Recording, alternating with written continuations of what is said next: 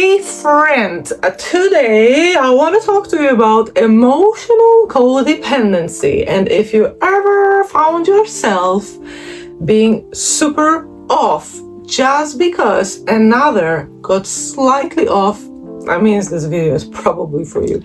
Listen, emotional codependency is a real thing, but you don't probably even realize it might be stemming from your childhood. In this video, I will share with you my perspective on emotional codependency after being in 8 years marriage with someone who was narcissistic and abusive, after having multiple relationships where I was just a people pleaser, and after having an emotionally unavailable father in my childhood. And here we are getting to the first point, the awareness. Becoming aware of your emotional state is a breaking point to why do you feel dependent on someone? Is that person gives you safety, emotional safety? Because it all comes down to our nervous system feeling safe. Oh my gosh, emotional codependency in work, in friendships, in family, but mainly in love relationships, always have to do with something we are lacking, and we're looking for it in the external environment, instead within. All my life, I've been struggling with self-approval and self-love. Greater half of my life, I was struggling with eating disorder, which means I didn't accept myself, I didn't love myself. All my life, I was looking for partners which were freaking broken. And nothing wrong with that. I mean, people act, behave, and say what they know. And you don't know what you don't know. So I've been attracting specific type of partner in my life because I was not aware of my internal emotional state. It was constantly numbed by either addictive substances, food, and people pleasing. I didn't even realize up to not so long ago when I came across an interesting article that people pleasing is an addictive behavior, but it stems from lack of self-love, lack of respect, and lack of having strong and healthy relationship with yourself. So if you feel like your mood is collapsing based on someone else's emotional state, this is a great indicator it's time to do an inner work. And don't get me wrong, currently I'm in a very loving relationship, but it's so hard to lose yourself in trying to look at other person's emotions more than yourself, specifically if you've been a people pleaser all your life. And the awareness, it's step number one to help you rewire that emotional state of yours when you feel like you're losing yourself within the relationship. When you become aware of the emotions which bubbling up within you when there are certain situations happening in your love relationship, and you name them, you are able to take basically responsibility for not others, but for your own emotional state. To give you an example, being 8 years with someone who was a narcissist, I had to start taking responsibility for my own internal emotional state. Stop blaming people, places, situations for the way how do I feel, because listen, we are master creators of our own world, right? What you think, what you act on, and how you feel becomes the true manifestation if those three things comes together: feeling, thinking, and acting on it. So you're the one who's manifesting certain things through how do you feel here, how do you think here, and how you behave in everyday life. I understood that after 8 years of an abuse, that finally I needed to look within for my own emotional state. Do not blame my partner, not blame my family members, but hey, we are humans and we're always going to think many times, overthink, and retrieve the conversations in our mind. Shall we say, did we say something wrong, or this or that, we're always going to look for the reason why things unfolded in a certain, maybe not satisfying way for you in your love relationship. But it's very, very important to become aware of what is happening within you and why it's happening. Why? Maybe it has something to do with your old relationships. Why certain pattern is repeating? Because maybe it has something to do with deeply wired protection mode your nervous system developed. I personally believe that through me attracting much older, abusive on a different levels partners, and also emotionally underdeveloped, has a lot to do with lack of self-love and self-respect and just appreciation and feeling seen from my father, who was there physically in my childhood, but he was never there emotionally. So I was seeking for that older male representative. I was seeking for them that love, that approval, that appreciation, that respect, because I never really got it enough, probably, as a child from my father.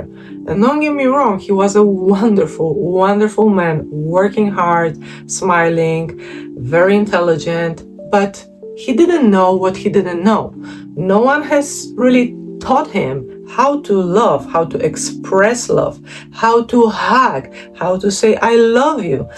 Because this is something which, funny enough, I discovered just before he passed away, that he never was told that he was loved by his father. How interesting. So he really never knew how to express that love towards others. So I strongly believe that I was looking in my life for partners which supposed to give me what my father was not able to give me. But to find this, what I was looking for, I needed to look within myself. And that's exactly how things work in the relationship, where you feel triggered, when you feel emotionally dependent on someone, when you feel like your own emotional state depends on other person's emotional state. It's such a multi-layered subject. We could really make a 2-hour podcast about it. But what I would like you to take away from this video is that the most important thing is to become self-aware of your own emotional state. Name that state, and then take responsibility for that emotions, not from another person. Do not analyze, do not overthink, do not retrieve those conversations and keep replaying them in your mind because maybe you said a word or two wrong. No. Everybody should feel responsible for their own emotions because they are their own master creators. If you feel like you depend on other person's emotions, it's time to really focus on what they are triggering within you. Because listen, honestly, I didn't realize how many things this abuser from the past was triggering within me. I didn't have self-love whatsoever. I didn't have self-respect. Trust me on this one. I didn't have confidence. I didn't have connection with myself. I didn't appreciate myself whatsoever, and I completely lost my identity in all of that. And what I'm giving you right now is the recipe for you to gain emotional clarity. Did you see what just happened? I have given you an emotional abbreviation of what you should be looking for within yourself every time you feel triggered emotionally. Clarity stands for connection, love, appreciation, respect, identity, truth, and you is you. All these things we need to feel safe, secure, and just happy and fulfilled in a healthy relationship.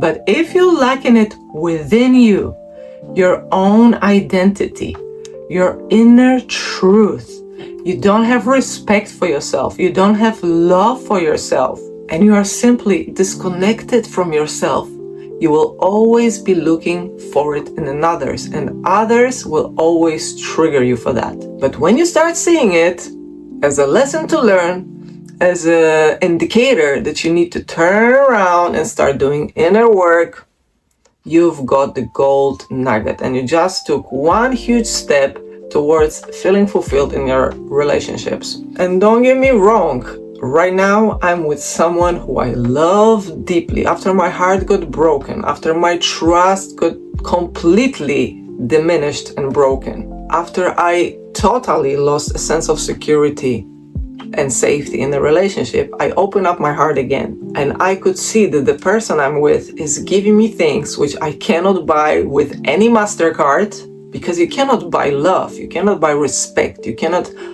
buy appreciation. But there are still issues in this connection, big time issues, sometimes to the point where I feel like my head is going to explode. And it's not because we don't love each other, it's not because we don't respect each other, it's because we have a different self-awareness and different emotional intelligence. So nothing will fix your relationship if you won't start doing inner work. Work on your own emotional intelligence.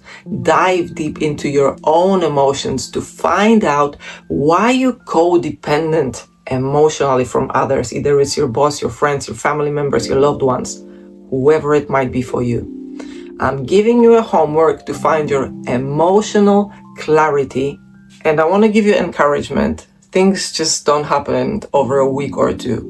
If you've been in repetitive emotional cycles in your life for many, many years, it will take time to rewire your brain, rewire those neural pathways. But it's like mastering everything else in your life, and what you're supposed to have at the end of your third eye, your mind eye, is your goal. What is your personal goal with all that?